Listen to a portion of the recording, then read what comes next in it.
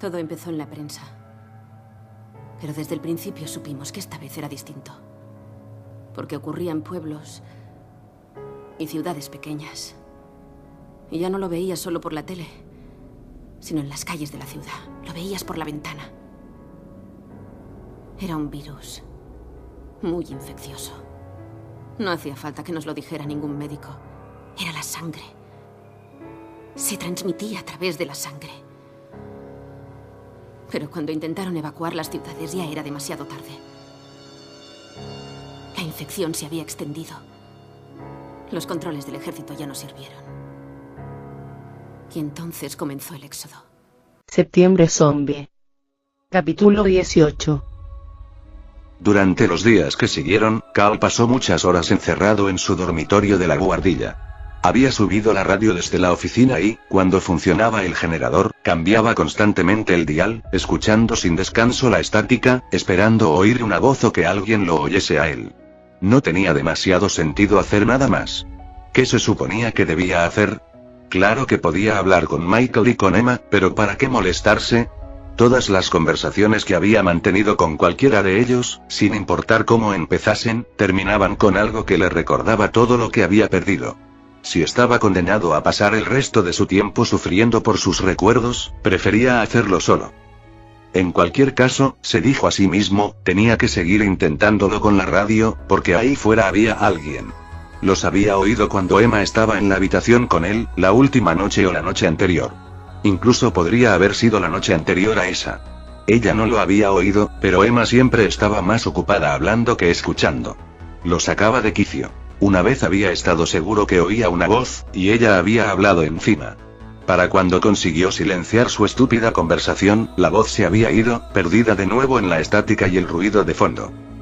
El dormitorio de Carl era amplio y espacioso, ya que ocupaba prácticamente toda la anchura de la gran casa. Estaba bien aislado y era relativamente cálido y cómodo. Y lo más importante, como era la única habitación en la guardilla, también era solitaria. Nadie tenía que subir la escalera excepto para verle a él. Y como nadie necesitaba verle, nadie subía. Eso era lo que más le gustaba. Aunque era cursi y anticuado, el dormitorio había estado en uso. Cuando llegaron, Cal pensó que lo debían de haber utilizado la última vez como alojamiento temporal para algún nieto de visita, al que quizá hubieran enviado al campo para pasar en la granja los últimos días de las vacaciones estivales. Había pocos muebles. Una cama individual, un armario doble vacío, una cómoda, 2 sillas de madera, una librería y un cómodo sofá desvencijado. Encima del armario, Cal había encontrado una caja con juguetes, libros viejos y un par de prismáticos que, después de limpiar las lentes, había utilizado para observar cómo el mundo al otro lado de la ventana se pudría lentamente. Era media tarde, y oía a Emma y Michael trabajando en el patio. No se sentía en absoluto culpable por no estar fuera con ellos, porque no encontraba ningún sentido a nada de lo que hacían. Ahí arriba el tiempo se arrastraba, pero ¿qué se podía hacer? Nada parecía valer el riesgo o el esfuerzo que, inevitablemente, iba a representar. Cal ya ni siquiera estaba seguro de qué día era. Se sentó junto a la ventana e intentó calcular si era viernes, sábado o domingo. Cuando la vida era normal, y él trabajaba, cada día era diferente y tenía un aire propio. La semana empezaba con el purgatorio que era el lunes por la mañana y mejoraba lentamente hasta llegar al viernes por la noche y al fin de semana que lo seguía. Nada de eso servía ya. Cada nuevo día era idéntico al anterior. El día antes había sido tan frustrante, aburrido, gris e inútil como lo sería seguramente el día siguiente. Ese día, fuese el que fuese, había sido cálido y claro para la época del año. Sentado en una de las sillas de madera, con los prismáticos en los ojos, había podido ver a kilómetros de distancia sobre los campos ondulantes.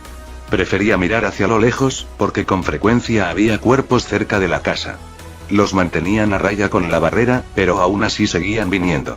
Era el generador lo que los atraía, por supuesto, cualquier tonto lo hubiera visto. No se molestó en decir a los demás cuántos eran. ¿Qué podrían haber hecho? Ya solo encendían el generador durante unas pocas horas por las noches, cuando estaba oscuro. El silencio del resto del día y de la noche era lo suficientemente largo como para que la mayoría de los cadáveres se distrajese y desapareciera de nuevo. La mayoría de ellos se había marchado al despuntar el día. Ese día el mundo era tan claro, tranquilo y libre de distracciones que, incluso desde su cuarto, podía distinguir los detalles de una gran torre lejana y la aguja del campanario de una iglesia muy distante. Cuando el sol empezó a esconderse lentamente tras el horizonte, Cal contempló cómo los colores se difuminaban en la aguja del campanario, y ésta se convertía en una silueta de tinta oscura recortada contra los púrpuras y azules claros del cielo de última hora de la tarde. Resultaba curioso, pensó, que todo pareciese tan tranquilo y en paz. Pero bajo esa apariencia, en el mundo solo reinaba la muerte, la desolación y la destrucción. Incluso los prados más verdes y puros, aparentemente intactos, eran campo de cultivo donde fermentaba la enfermedad y la devastación. A corta distancia de la iglesia, Cal podía ver la línea recta de una carretera bordeada a ambos lados de casitas estrechas y tiendas. La quietud del paisaje se vio alterada por un perro escuálido, que entró repentinamente en el campo de visión de Carl. La nerviosa criatura redujo el paso, se arrastró sin aliento a lo largo de la carretera, con el morro, la cola y el pecho bajos, y olisqueó los cuerpos y los montones de basura, sin duda en busca de comida. Mientras Carl lo miraba, el perro se detuvo. Levantó el morro y olisqueó el aire rancio. Torcía la cabeza con lentitud, sin duda siguiendo un movimiento que quedaba fuera de la vista, y después empezó a alejarse de algo que estaba entre las sombras. El perro empezó a ladrar con furia. Cal no podía oírlo, pero por la postura defensiva del cuerpo y los movimientos bruscos y furiosos de la cabeza deducía que el perro estaba en peligro. A los pocos segundos del primer ladrido, el perro había atraído la atención de una gran multitud de cuerpos. Rodearon a la indefensa criatura, que desapareció de la vista, engullida por la horda. Incluso después de todo lo que había visto, la destrucción, la carnicería y la pérdida de miles de vidas, la suerte del animal le impresionó. Los cadáveres se estaban volviendo más despiertos y más mortíferos con cada día que pasaba. Nada ni nadie estaba seguro.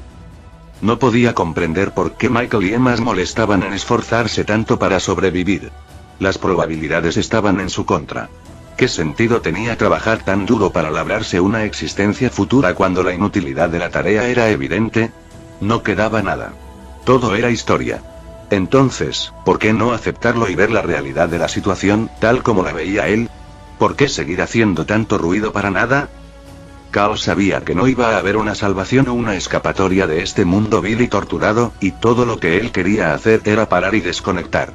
Quería poder bajar la guardia durante un rato y no tener que mirar constantemente hacia atrás. No quería pasar el resto de su vida corriendo, escondiéndose y luchando. Fuera, en la zona cercada delante de la casa, Michael estaba trabajando en la furgoneta. Había revisado los neumáticos, el aceite, el nivel del agua y prácticamente cualquier otra cosa que se pudiera revisar. La furgoneta era su salvavidas, sin ella serían como náufragos. Sin ella estarían atrapados en Penn Farm, incapaces de conseguir provisiones, algo que sabían que tendrían que hacer en algún momento del futuro cercano, e incapaces de huir si ocurriera algo que comprometiese la seguridad de su hogar. Porque habían llegado a pensar en esa casa como en su hogar. En un mundo lleno de triste desorientación, dentro de las paredes seguras y sólidas de la granja habían encontrado un poco de estabilidad. La próxima vez que salgamos tendríamos que conseguir una de estas, comentó Michael mientras pasaba la mano por la carrocería arañada y abollada. Lo había dicho como si pudieran ir a la tienda en cualquier momento. Su tono se contradecía con la triste realidad de su situación. Tienes razón. Asintió Emma, que estaba sentada en los escalones de piedra que conducía a la puerta principal. Llevaba allí sentada desde hacía 1 hora y media, contemplando trabajar a Michael. Quizá deberíamos buscar algo menos fino. Este trasto ha ido bien, pero si lo piensas, necesitamos algo que nos pueda sacar de cualquier situación. Si estamos en algún sitio y las carreteras se bloquean, es posible que tengamos que buscar otra salida. Puede que acabemos yendo a través de los campos o... No nos veo saliendo mucho de aquí. Solo para conseguir más comida o... Pero nunca se sabe. ¿No te parece? Maldita sea, puede ocurrir cualquier cosa. Lo único de lo que podemos estar seguros es de que ya no podemos estar seguros de nada. Emma se levantó y se estiró. Eres un listillo. ¿Pero sé a qué te refieres? Prosiguió Michael mientras recogía las herramientas y empezaba a guardarlas. Aquí tenemos todo lo que necesitamos. Emma miró hacia el otro lado del patio y por encima de la barrera, hacia los campos por los que avanzaba rápidamente la oscuridad. Está oscureciendo. Mejor que volvamos adentro. Creo que ya da bastante igual. Contestó Michael en voz baja, mientras subía los escalones y se sentaba a su lado. No importa lo oscuro que esté, esas cosas de ahí fuera no paran. Es posible que incluso estemos más seguros aquí fuera por la noche. Al menos, no nos pueden ver cuando está oscuro. Pero nos pueden oír. Incluso es posible que nos puedan oler. No importa. Repitió, mirándola a la cara. No nos pueden coger. Emma asintió y entró. Michael la siguió. Carl está dentro, ¿verdad? Preguntó mientras cerraba la puerta y giraba la llave. Emma le miró sorprendida. Por supuesto que está dentro. No ha salido de su habitación desde hace días. ¿Dónde quieres que esté? Michael se encogió de hombros. No lo sé. Podría haber ido detrás. Voy a comprobarlo. Ella negó con la cabeza y se apoyó contra la pared. La casa estaba a oscuras. Créeme. Dijo con una voz baja y cansada. Está dentro. Antes he mirado hacia su ventana y lo he visto. Estaba asomado con esos malditos prismáticos. Solo Dios sabe lo que mira con tanto interés. ¿Crees que está bien? Emma suspiró ante la tonta pregunta de Michael, pero no se molestó en contestar. Lo superará. Comentó Michael optimista. Dale tiempo y conseguirá salir adelante. ¿Estás seguro? Él se lo pensó durante un momento. Sí. Tono. Ella se encogió de hombros. No lo sé. Realmente lo está pasando muy mal, de eso estoy segura. Todos lo pasamos mal. Lo sé. Maldita sea, hemos tenido esta conversación 1000 veces. Pero él ha perdido más que nosotros. Tú y yo vivíamos solos. Él compartía cada segundo de cada día con su mujer y su hija. Lo sé, lo comprendo, pero... No estoy segura de que lo comprendas. Y yo tampoco estoy segura de entender la dimensión de su dolor. No creo que lo consiga nunca. Michael estaba empezando a molestarse y no sabía bien por qué. De acuerdo, Carl estaba mal, pero ni las esperanzas, ni los rezos ni las lágrimas les iban a devolver lo que habían perdido. Por duro que sonara, sabía que los tres solo podrían sobrevivir si miraban hacia adelante y olvidaban a todos lo que se habían ido y todo lo que habían perdido, sin importar lo doloroso que fuera. Contempló a Emma mientras ésta se quitaba el abrigo, lo colgaba del respaldo de una silla, cogía una bebida de la cocina y subía la escalera. Solo en la oscuridad, Michael se quedó escuchando los sonidos de la vieja casa, que no dejaba de crujir. Había empezado a soplar un fuerte viento, y había oído las primeras gotas de lluvia golpeando las ventanas. Salió a apagar el generador, pensando aún en Carl mientras atravesaba la casa. No se trataba solo de Carl, decidió. El bienestar de cada uno de ellos era de capital importancia para todos. La vida se estaba volviendo cada vez más peligrosa, y no podrían correr ningún riesgo. Para sobrevivir todos tenían que ser fuertes y remar en la misma dirección. Tendría que espabilar a Carl. En ese momento era su eslabón débil, su talón de Aquiles, y su debilidad los dejaba peligrosamente expuestos. El viento y la lluvia arreciaron con rapidez y se convirtieron en otra tormenta ensordecedora. Hacia las 10:30, la granja se vio azotada por una furiosa tempestad, que se abrió paso entre los árboles, y sacudió y zarandeó algunas secciones de la barrera que con tanta urgencia habían construido alrededor del edificio. Avalanchas constantes de lluvia torrencial se desplomaban desde las oscuras nubes que rodaban en lo alto, y transformaron el tranquilo arroyo junto a la casa en un violento torrente de aguas blancas.